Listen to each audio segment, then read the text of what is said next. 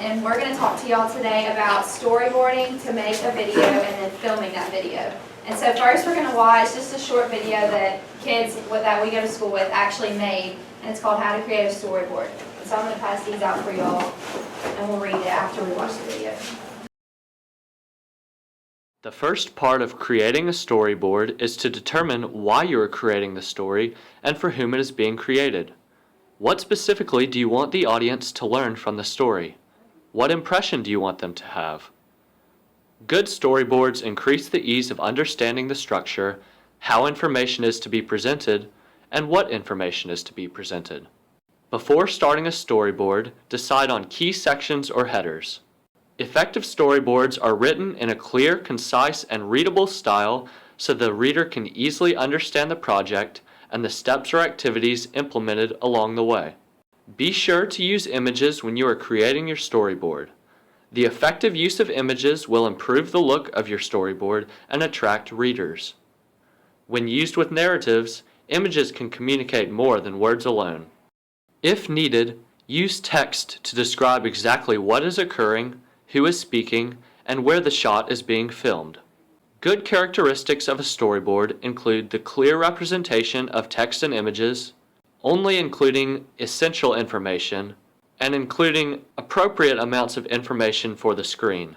This should include the logical flow of content, the objectives and content presented simply, and the theme and the setting.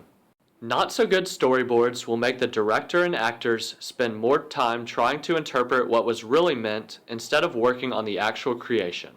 Bad characteristics of a storyboard include adding too much information, adding irrelevant supporting images, or not putting enough information. In conclusion, remember, the most important part of storyboarding is establishing why you are creating the story and for whom it is being created. Remember to keep each segment in chronological order and use text to support your images. Keep this in mind, and you will be on your way to a great video. That video said we wrote down on this sheet. So if y'all take a look at this sheet of paper, number one on how to create a storyboard is to split up the story into each scene or part. So when you have a story or a movie or something else that you're wanting to make, you have to break it down into each part of that. And that's what you'll be showing in your storyboard. The second thing is to keep it neat and organized. So, make sure that you can read the writing on there. Just keep it very easy to read for you and for the other people that will see it. And then the next thing is use pictures and words. So you want to draw pictures to show what's happening, and also use words if you need to explain that. Also, give enough information to where it makes sense, but you don't want to give too much. It's just supposed to be very easy to understand, very basic, and easy to read. And the last thing is that a good storyboard makes for a good show. So what we're going to do now is kind of give y'all the chance to work on doing a storyboard with our help. And I'm going to come around, y'all will draw out from a little envelope. And there's going to be a different story on each of them that y'all will hopefully be familiar with, like different fairy tales and things like that. And so what we'll do then is we'll help y'all to make a storyboard for that when you think of the story. And then if you want, you'll have a chance to act that out and have the other groups guess. So when you get your fairy tale, be sure to be quiet. Don't let the other groups hear which one you got. Now the students will put what they have learned to the test by creating a storyboard of whichever fairy tale they chose. In this storyboard, they will use both words and pictures to illustrate the story.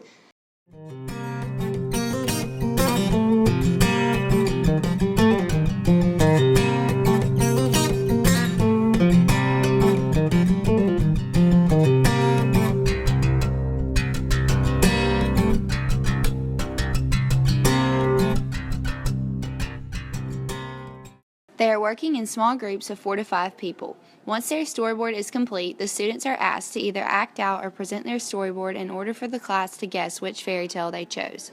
Now Ben's going to talk to y'all about filming for a little bit. Okay. After you storyboard and plan for your video, you're going to actually film. And you will have your camera, and you have 2 different devices to help stabilize the camera. Do any of y'all know what stabilizing is? Like making sure it's not shaking.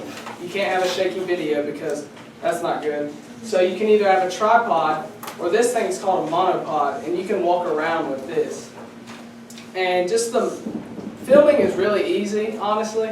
You just have to stand there and just watch whatever, film whatever is going on. And so On this camera, all you have to do is press record, and like, I can record the whole entire class right now.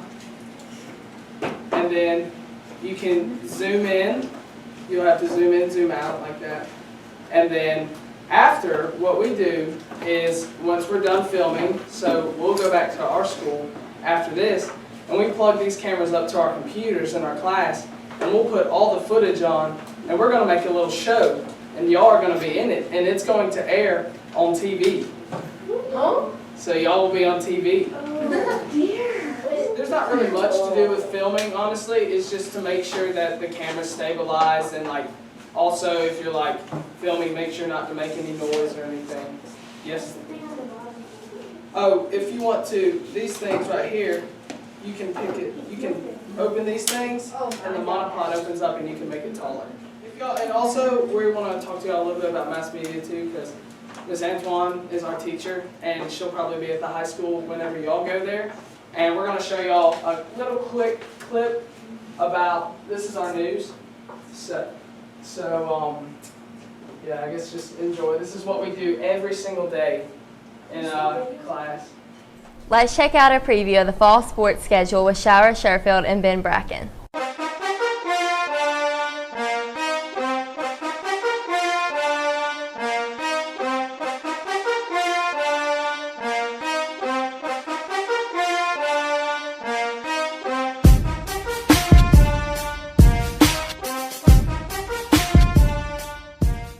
I'm Ben Brackin. And I'm Shira Sherfield, and this week is an introduction to fall and winter sports at Auburn High. Let's take a look. Auburn High School football is coming off of a runner-up at the state championship this past year in Tuscaloosa, ending the season with a 13-2 record. This year, the Tigers are looking to become even more successful as this is the first year in 7A. They will be taking on Jeff Davis for homecoming, Sandy Creek in Georgia, and closing the season with Prattville and Smith Station at home. Cross country is coming off of a state championship this past season and are looking to repeat the same success this upcoming year. Some events they will be attending are the Opelika Invite, Tiger Classic, and AHSAA Section 2. Auburn High School Wrestling is looking to be successful this season and are on track to possibly bring a state title home for the Tigers. Some events they're participating in are the Beast of the Beach in Fort Walton Beach, Florida, the Julian McPhillips Invitational at St. James, and the Heart of Dixie Invitational in Vestavia. Auburn High basketball wrapped up last season with a record of 12-14 and are looking to be really successful this upcoming season. This year they will be taking on teams such as Vestavia Hills, Oxford, Hazel Green, Carver, and Opelika. Auburn High School volleyball ended their season last year with a record of 10-15. They've begun their season with a win against Jeff Davis and will continue their season with games against Smith Station, Beauregard, our rival Opelika, Russell County, and more. Good luck to all teams and have a great season. Back to you in the studio. That's one thing I do in class, and once y'all get to the high school, y'all actually all have the opportunity to take those classes. And so I guess y'all will be at the new high school when Miss Antoine has this really cool class planned for y'all, and we got to see what it looks like, and it'll be really cool. So I guess we just really and strongly encourage y'all to take those classes once y'all get to the high school, and I know that every single one of y'all will love them because we've all loved it.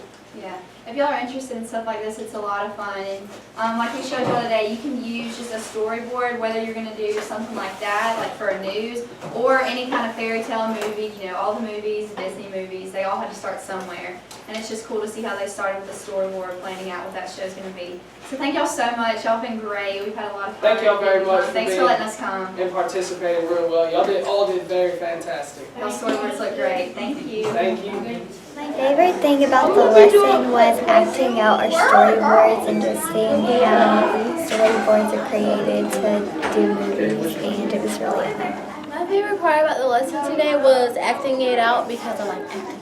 I know my kids that were here that day got a lot from you guys because I think kids learn better from kids or young adults. And so I know that they really pay attention to you, and I know that they came away and were able to tell others about doing the storyboard, and they really enjoyed having that little slip of paper telling them what to do.